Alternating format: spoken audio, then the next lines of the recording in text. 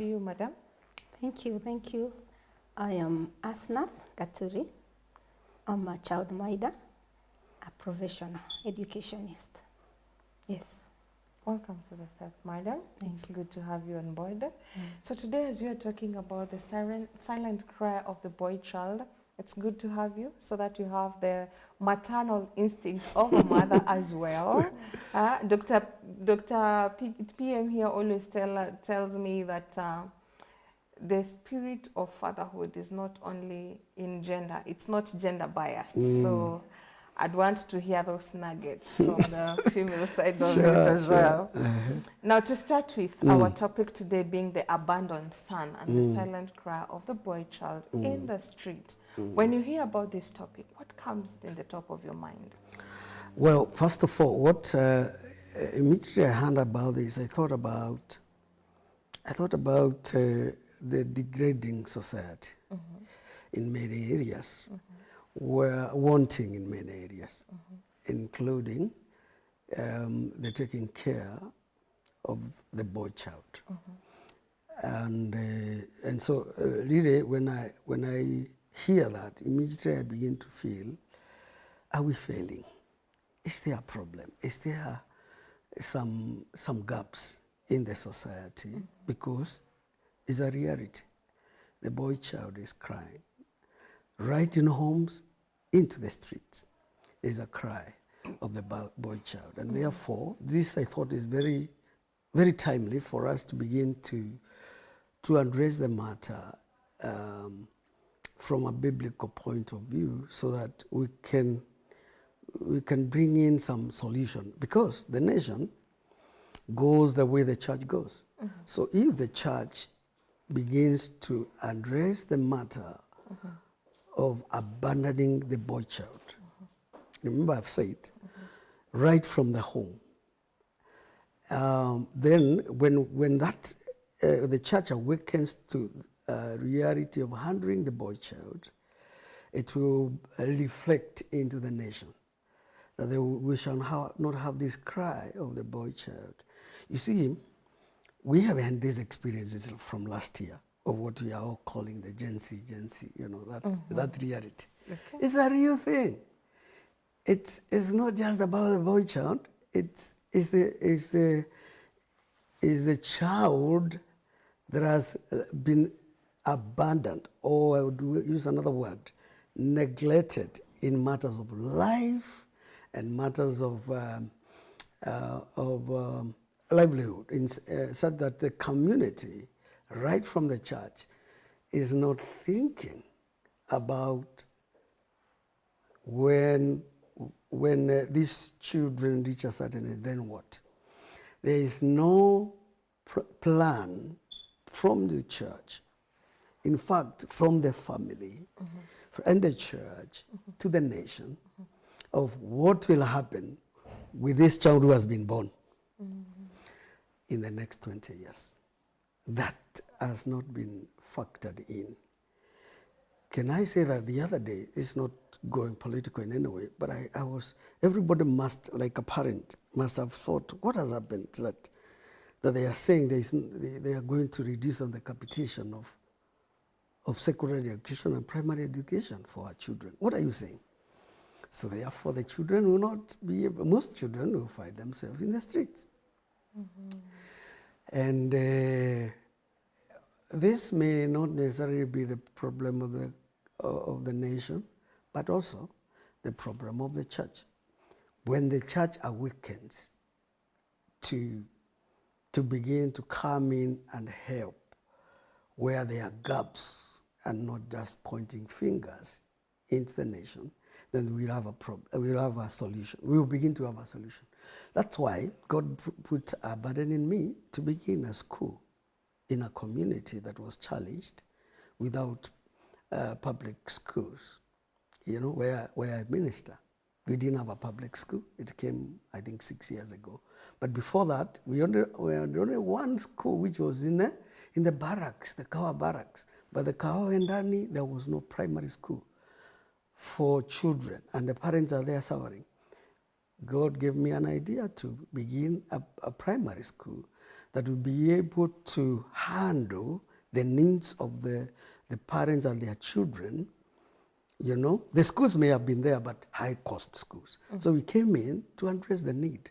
So when a church awakens, it helps the nation, and the cry will reduce from our children. But when we leave it to one party, then there is a problem. That's my take on that. Interesting. I would want to come back to you with that point about the church being awakened. But before we get to that, maybe I get your perspective of view. Okay. What do you hear when you hear about the topic, the abandoned son, and the cry of the boy child in the street? What comes in the top mind? A lot comes in mind. Okay. I begin from the worldview perspective. Research shows that the boy child in the street, the figures are huge. According to the Street Children Day 2016, that was celebrated, figures show that between 75% to 90% of the street children, they are boys. That's quite alarming. Those figures are huge. If 90% of the street children are boys, it speaks a lot, and therefore it calls for attention. We can't ignore that we see them carrying sacks. We can't ignore these big boys grow up, and we already know, you know, the assumption or the thing that rings in our mind when we hear or you hear something about the street children. Sorry. So as we continue. Sorry. Okay. The issue of the street child.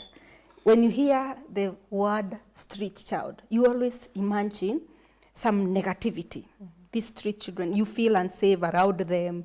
You always imagine some maybe violence or something bad, something bad coming out of them. We always feel that.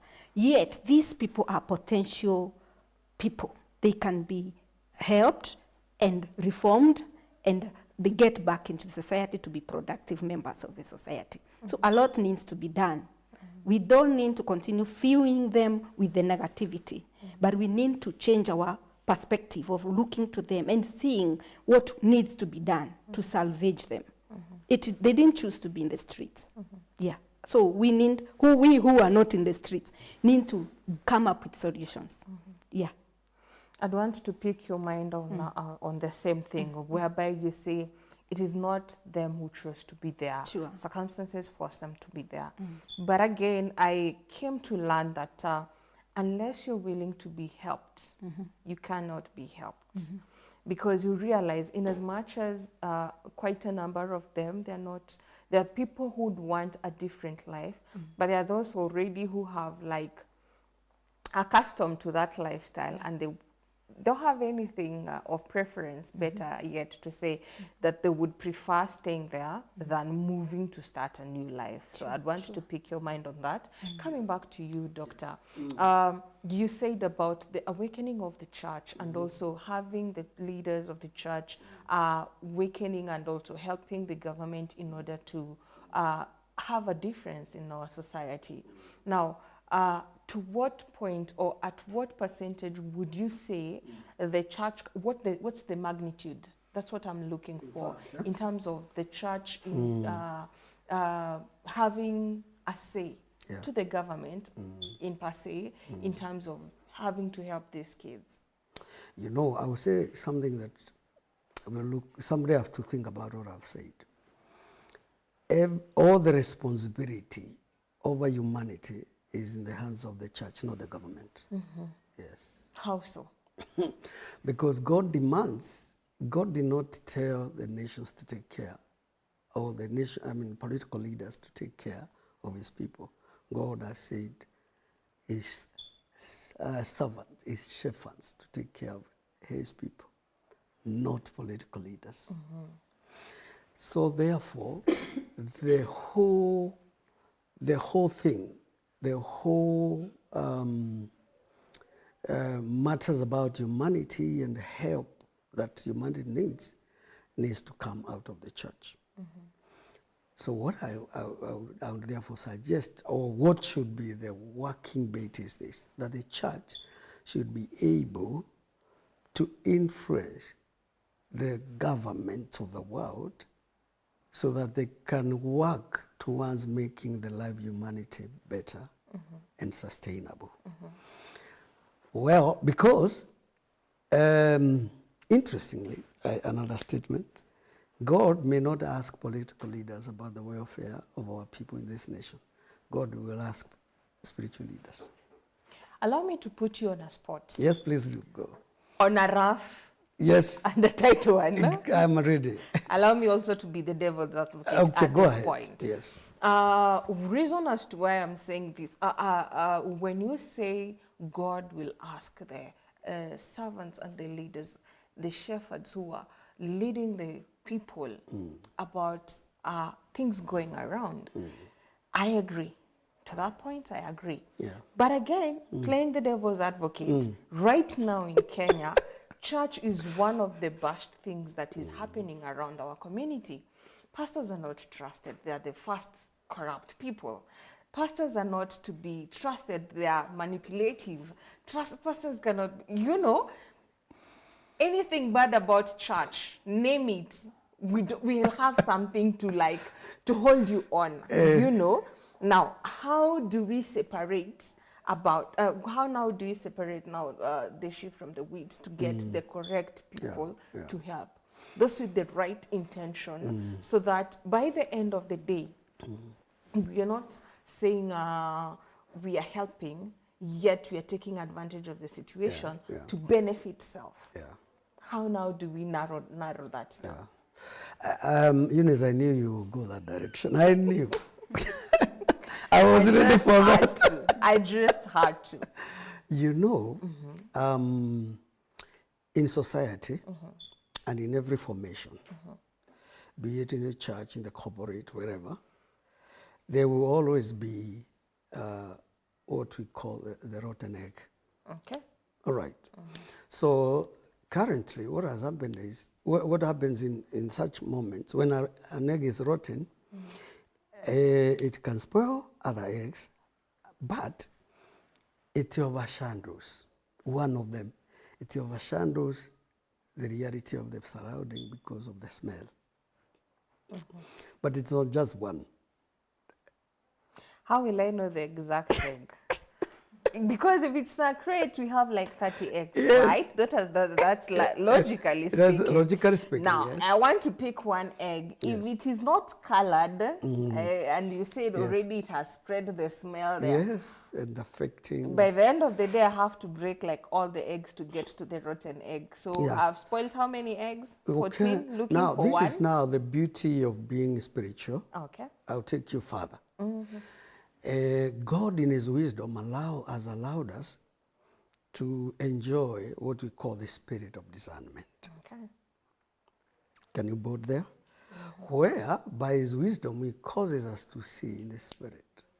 So that could be rotten, that take care of that.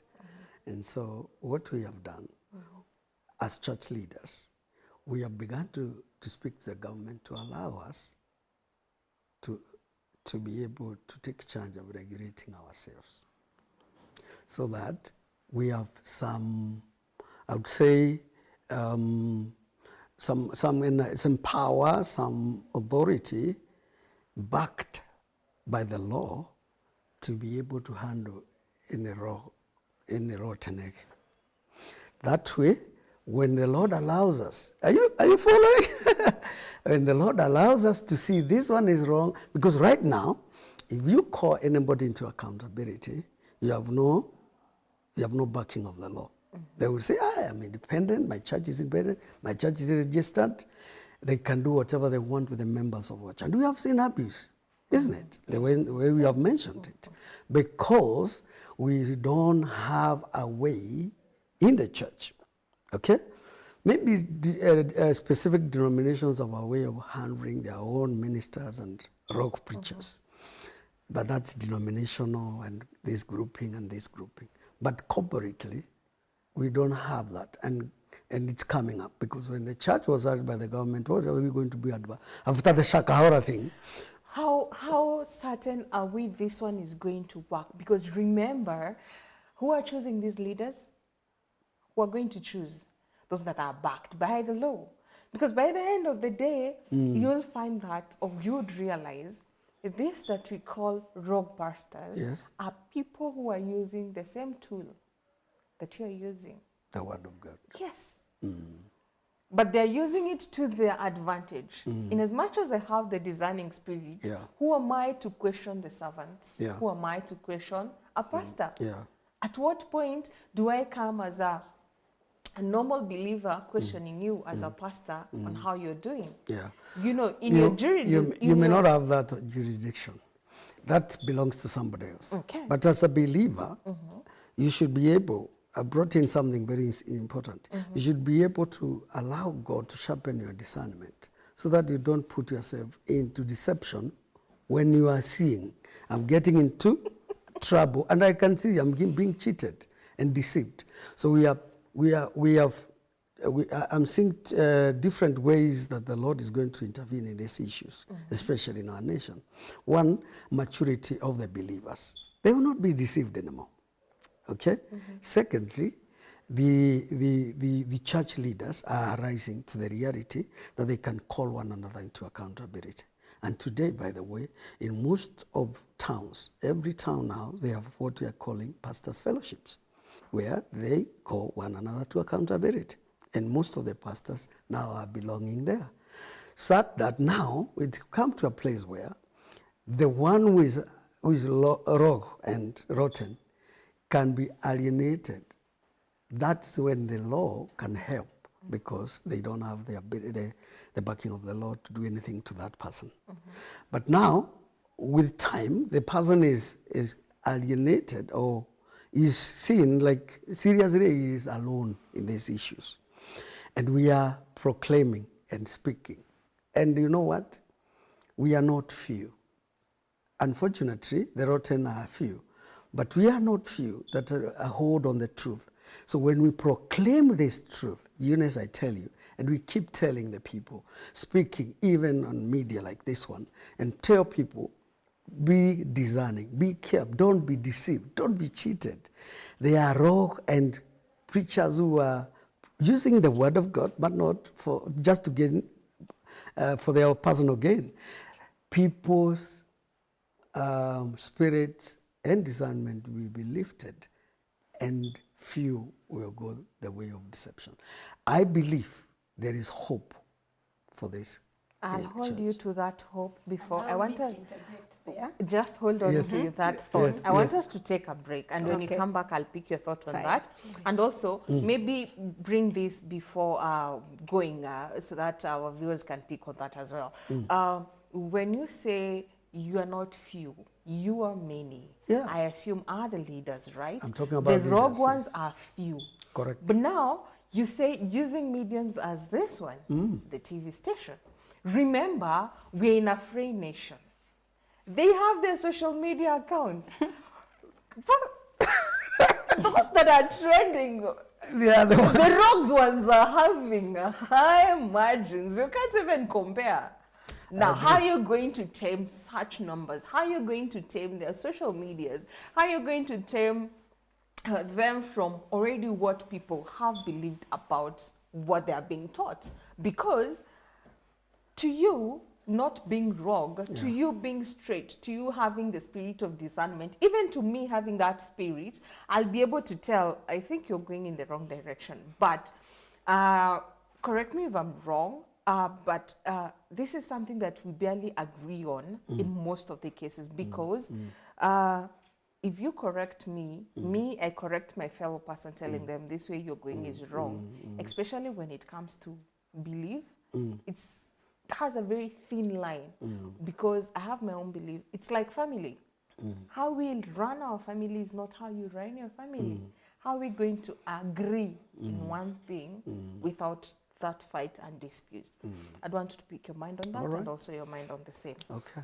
Viewers, I hope you're learning as much as I am about the abandoned son and the silent cry of the boy child. Send in your question, interact with us across all our social media networks. That's GBS TV Africa.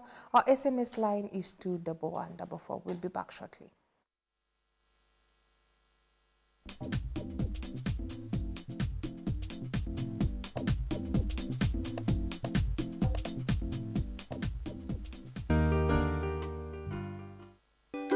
Welcome to Fun Art Class. Today we are going to make a sailboat.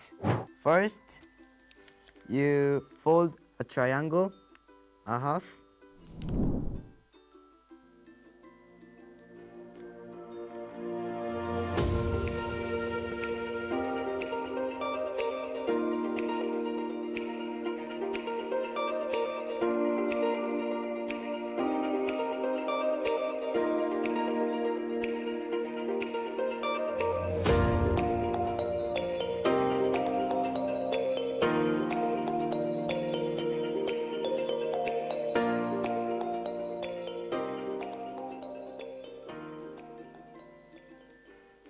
Friends, today we made a sailboat.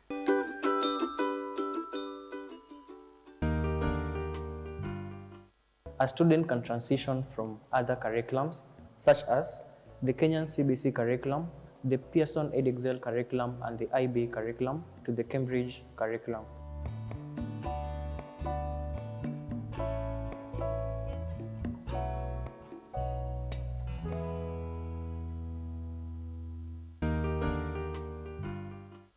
Stay tuned as we dive into the vibrant world of creativity and expression.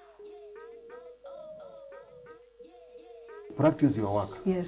And when you keep on practice, you get better, Yes. better and better each day. Yes. And as you get better, Yes. you get now that niche of yours. Yes. What advice can you give to those watching who are in a 9-to-5 job, but they have a gift? My advice would be, Yes. do not sleep on your talent. Yes. Just show it up to the world. To the world. Whether it is art, whether it is music, wherever you are gifted, let the world know what you are doing.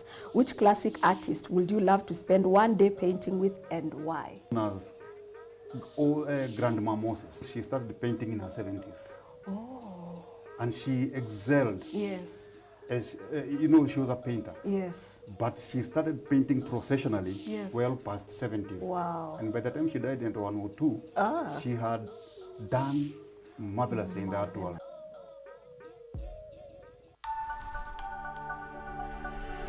Everywhere, GBS.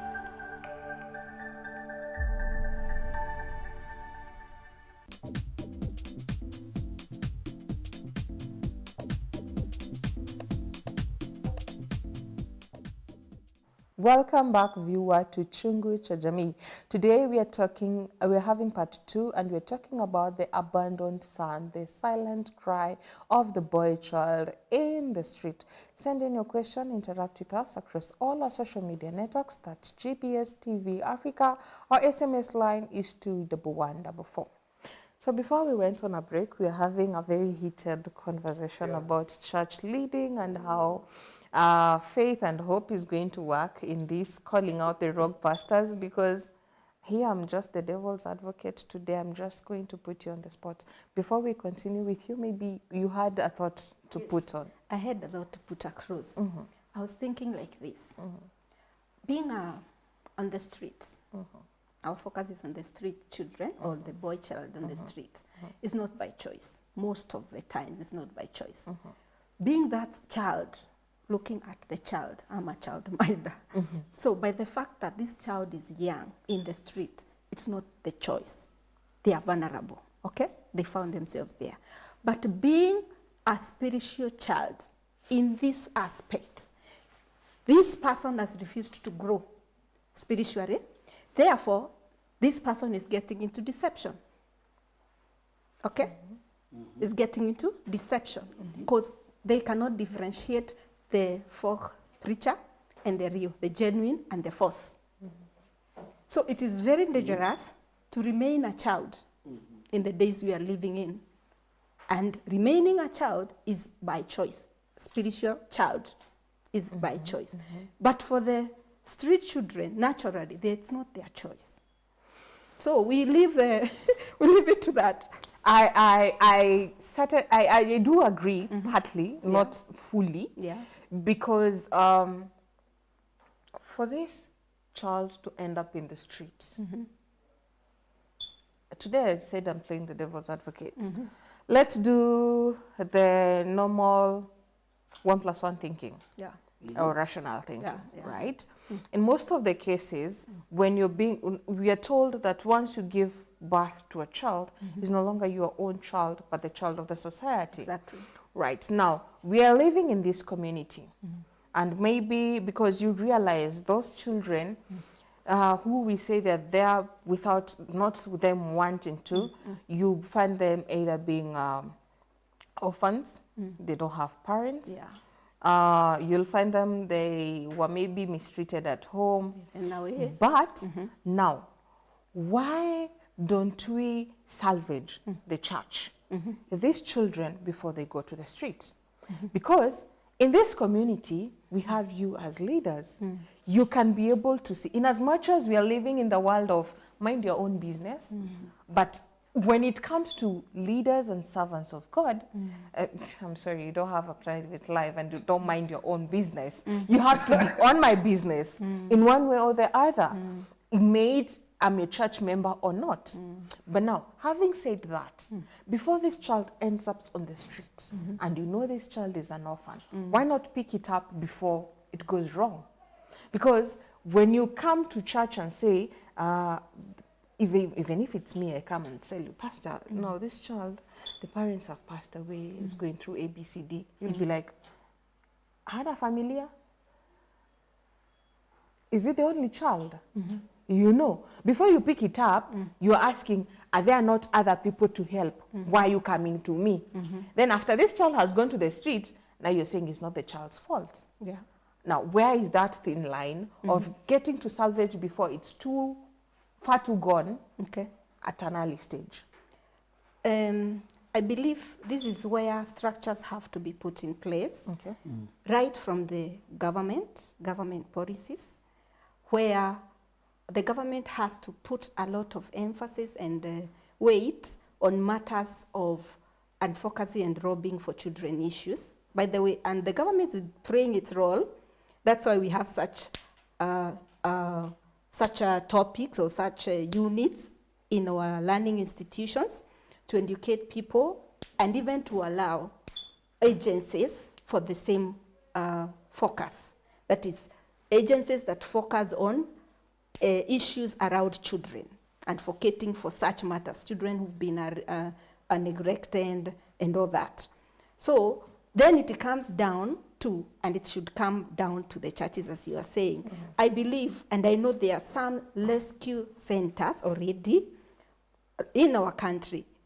The issue is that there are small proportions, so maybe it's not really felt, but we need to blow the wake-up call loud enough for many of us to arise to the occasion, bearing in mind that there are very many young boys who are suffering, and we can do something about it.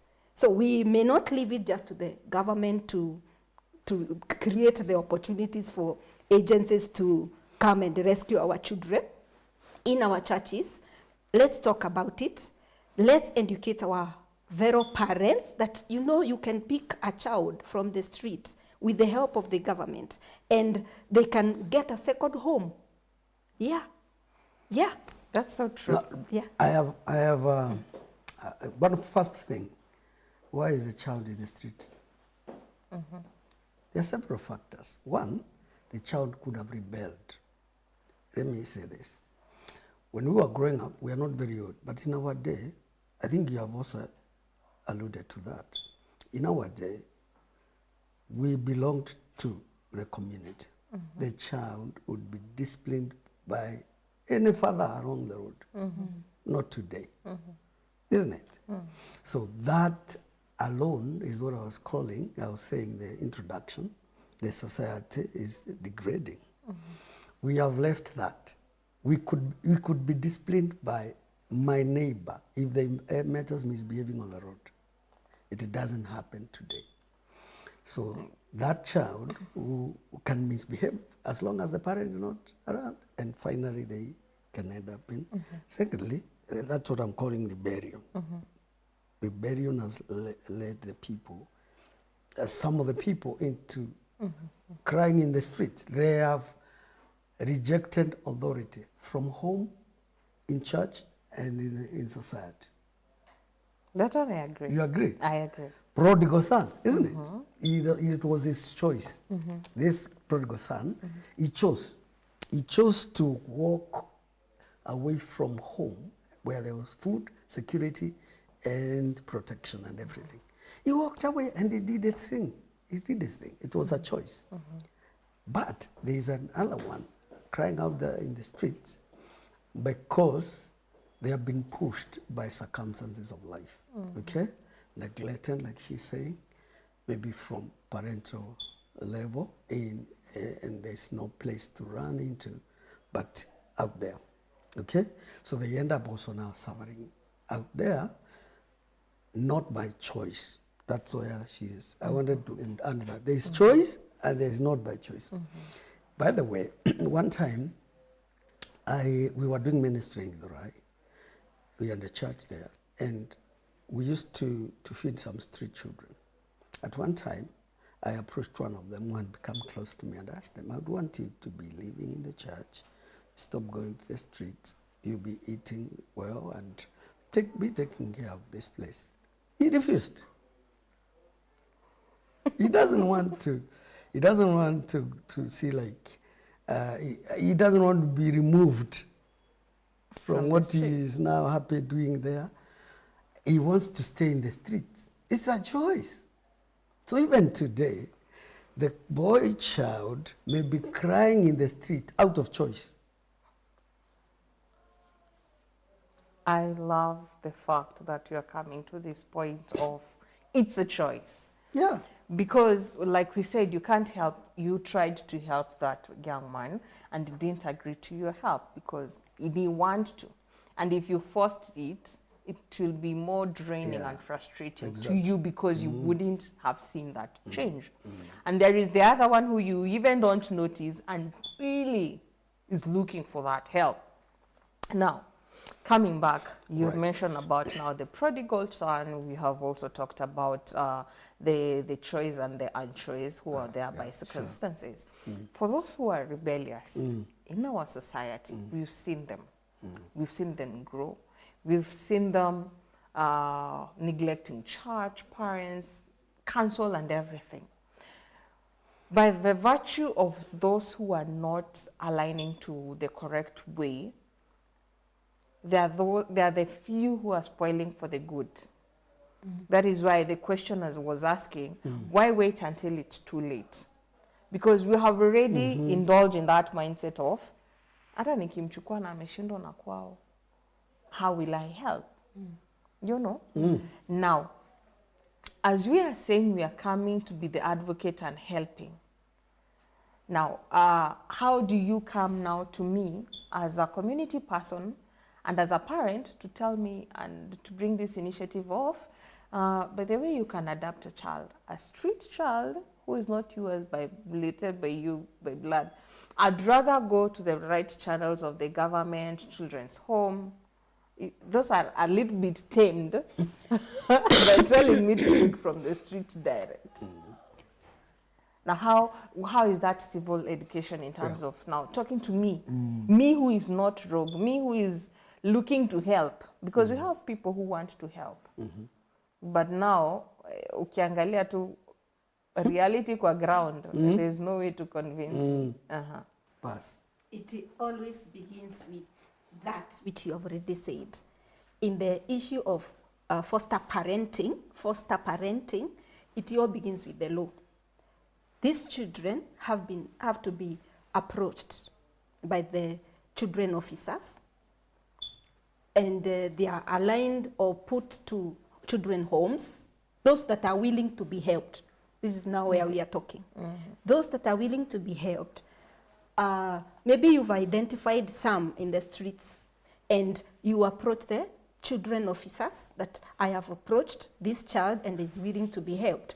You don't just pick the child from the streets and go with the child at home. There is a process. They have to be assigned a children home or a rehab center. Rehab, why? For change of perspectives and a lot counseling and all that. Even the blushing of the drugs maybe they have been taking in the street, a lot of cleansing and being tamed to be able now to fit in a home. So there's a lot that takes place in the process of getting this child to come and live with you. It will not just be you picking from the street. Because also, you will endanger yourself, yeah, because you don't know this child. But if the child is willing, there is the way, the law, the process of adopting or getting this child. Yeah. It is not, it's not legal to just go and pick. Sure. I agree. Yeah. Now, here, we have all agreed to those who want to be helped. Yeah. You talked about agencies, Yes. and you also know that currently the government is looking forward to abolish boarding schools. Is also looking forward to abolish those agency centers and rescue centers. Now, we've had cases of people wanting or masquerading to be well-wishers, taking in these children, but using these children to doing wrong things. Right? They're being used to do wrong things. Some are being used to do prostitution. Yes. Some are being used to Push drugs. Some are being used to do violence, to rob, name it. Yeah. Simply because you're going to overlook if it is a child. But they're being trained. If I pick and start training them, expecting them to bring me money, and if they don't, I subject them to corporal punishment, then what is this society that you're bringing in the name of helping? Yeah. I want us to take a break, but I'll pick your mind on that when we come back. Viewer, I hope you're learning as much as I am. Send in your question through our social media networks. That's GBS TV Africa. Our SMS line is 21144. We'll be back shortly.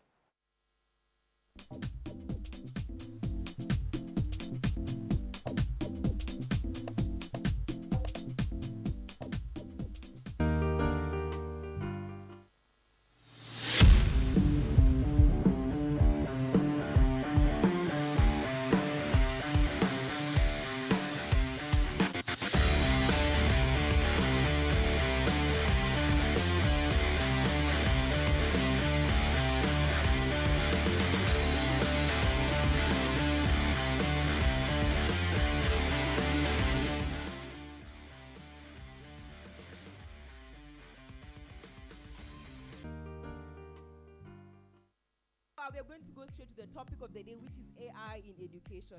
AI in education. AI is called artificial intelligence. I think this is something that computer techs designed to make our life easier. If you just write everything that's on ChatGPT, when you're going to your work or whatever you want to do, your interview, you're going to feel miserable. We are going to use AI to show out your creativity, then that's not really you who did it, but like there's AI and there's you combined together. AI should be just there to maybe enhance your points, but not just to generate for you the answers. I think it's like 50-50 because sometimes it's like, yeah, you're just using it to like enhance like your creativity, and then other times it's like you're just stealing other people's ideas. You're not like really thinking.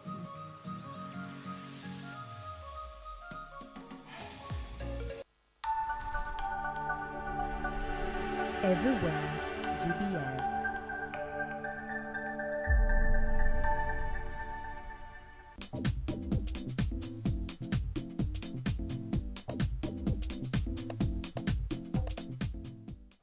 Welcome back, viewer, to Chungu Cha Jamii. Today we are talking about the abandoned son and the silent cry of the boy child.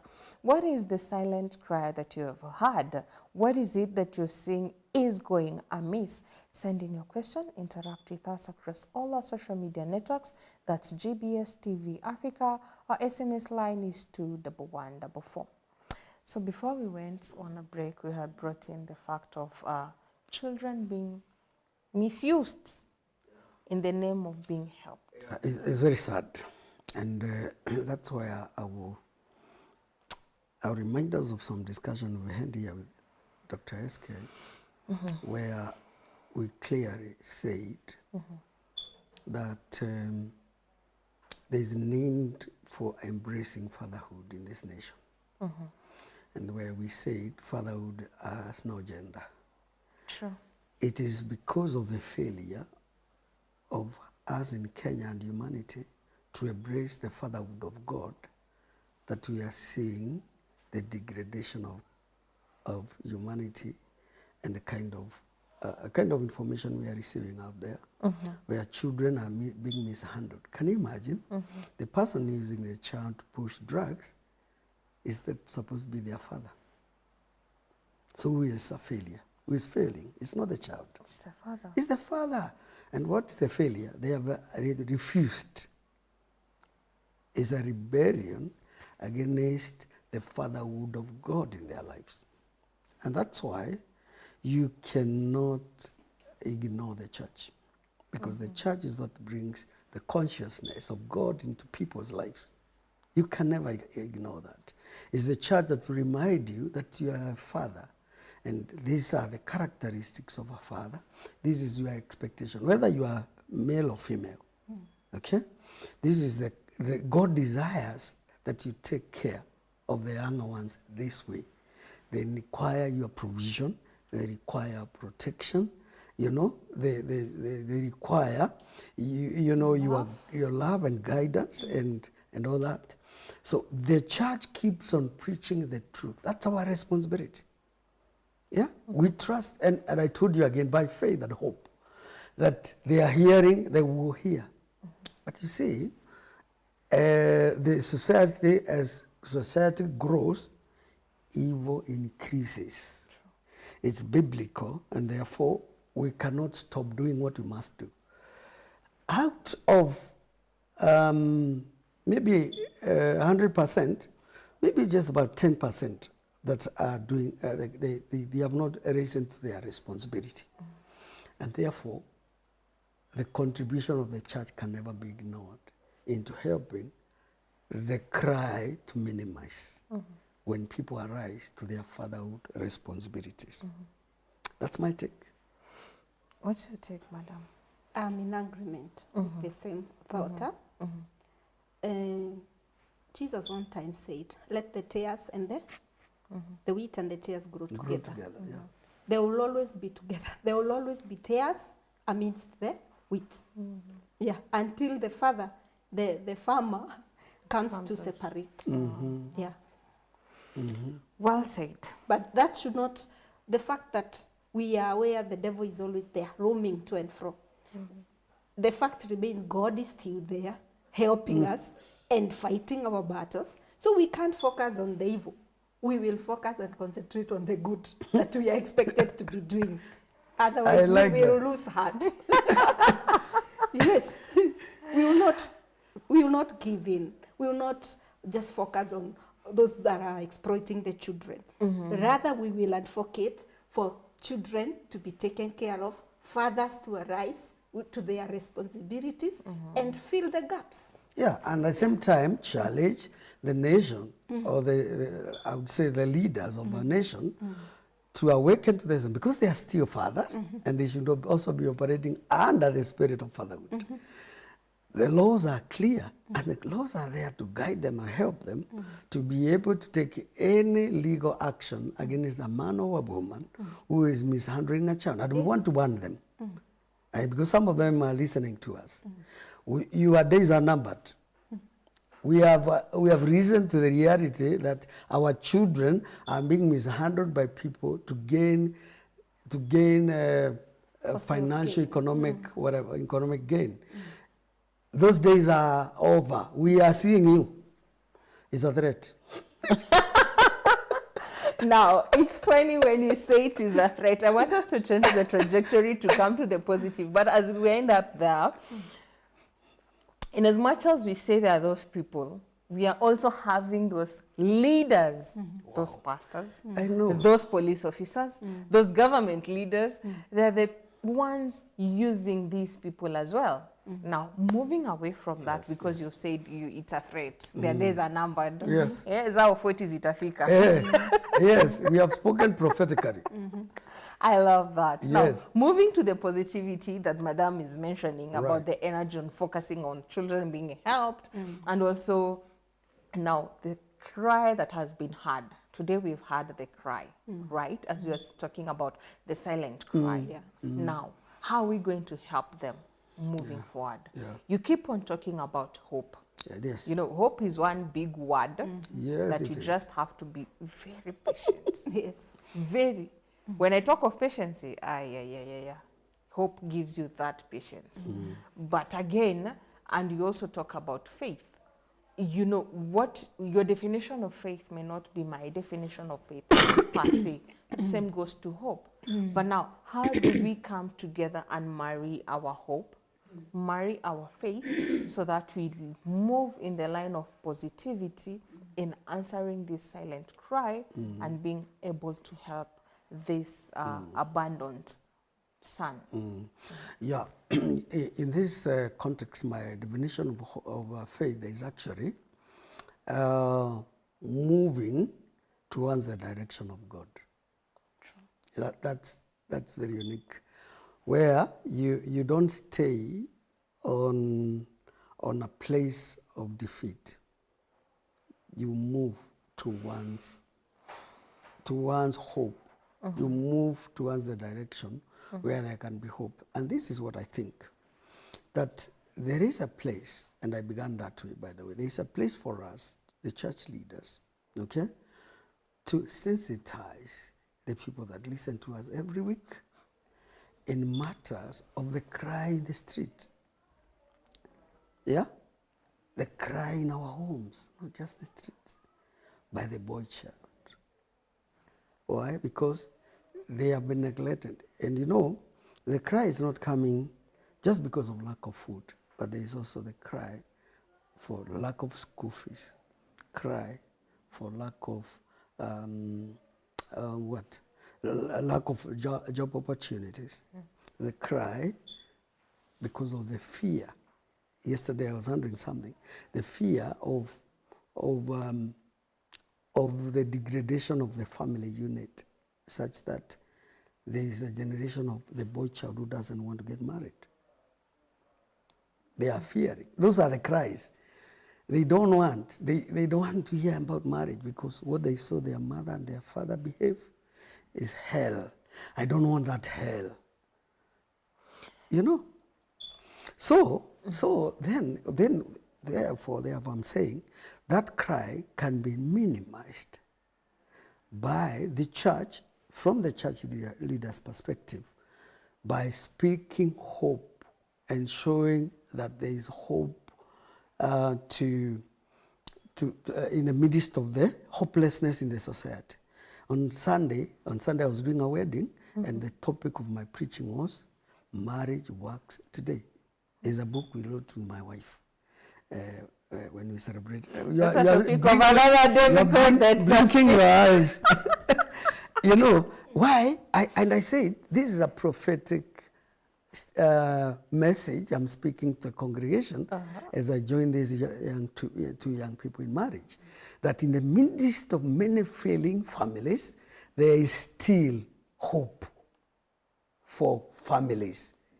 That is what will help our nation. In the midst of the sufferings, we will speak to our congregation and tell them we can still help the boy child. We can still reduce the cry in our homes. We can still do it. And then we give the projected ways and means of doing that. That's what I think. Interesting. What is your take on this? Yeah, on that point where is just mentioned, the wedding was on a Sunday. Yeah. Meaning, out of the ordinary. Out of the ordinary.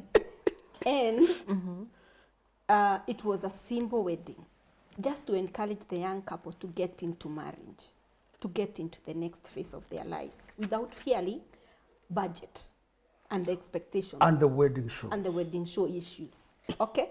So there was the supporting hand of the church, yeah, as a parent. The church, you know, has to play many roles, parenting role of these young people. Maybe I'm not saying they didn't have the resources, but there are those category of young people who would want to get married, but they have no resources. So the church came strong. We supported them. Yes, we will The women will provide food, and we will come, and the wedding will be done. Simple. So by default, you Yes. have come to your church. I was invited to the wedding uninvited. Exactly. Yes, to support the... You got yourself into wedding, Kabisa. and we help.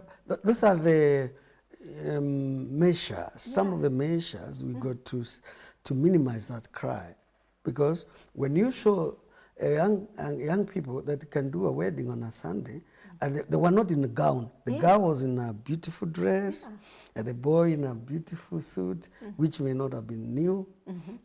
You get. And taking care of their so what have we done? Taking care of their And then the offering, we give them offering to go for honeymoon. Yes, simple. Interesting. That's supportive. Yes. Isn't it? But I don't want to. I get you're saying you're coming out from now helping the abandoned son and also listening to their silent cry, which is so good. I commend you for that, and also helping as well in that direction. But marriage and this other topic is a topic for it's Another a hot day. topic For another that day. I always love to put PM on it. I know. Yes. We will come. Time is not on our side. I'm being told that you have to give your parting shots. So maybe we can start with you, our lady. Okay. Give us your parting shot. My focus is, or my encouragement or my challenge is, let's not judge the street boy children or the street children. Let's not judge them, but rather let's be there to see what we can do about them. Yeah, let's be positive, and the small things we can do can change their lives. Even saying hi, being friendly, being warm, yeah? And from there, they will come close. They will start giving you their story. And there, you can just be walking with them, being a good friend who visits occasionally, maybe with maziwa na mkate, and a journey will have begun towards changing this child's destiny. Yes. Interesting. Okay, I think the fathers, we have such a responsibility to influence the child, not just your biological child, not just your spiritual child or sons, but we have such a responsibility to influence the community and the society at large.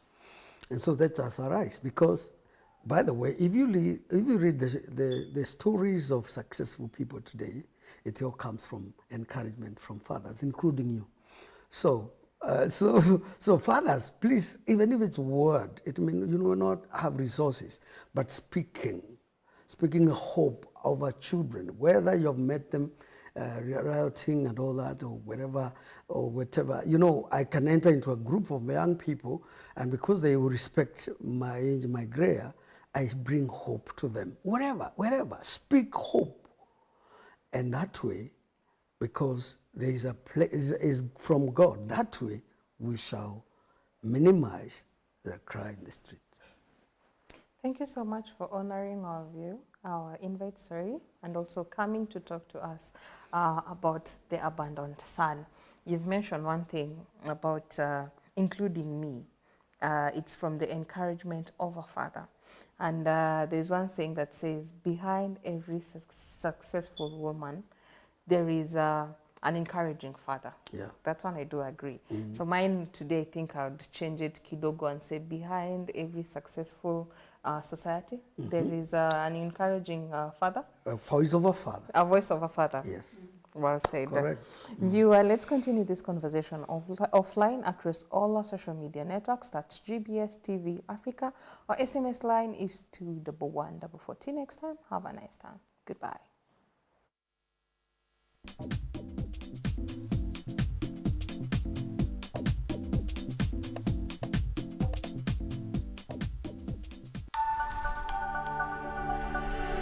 Everywhere, GBS.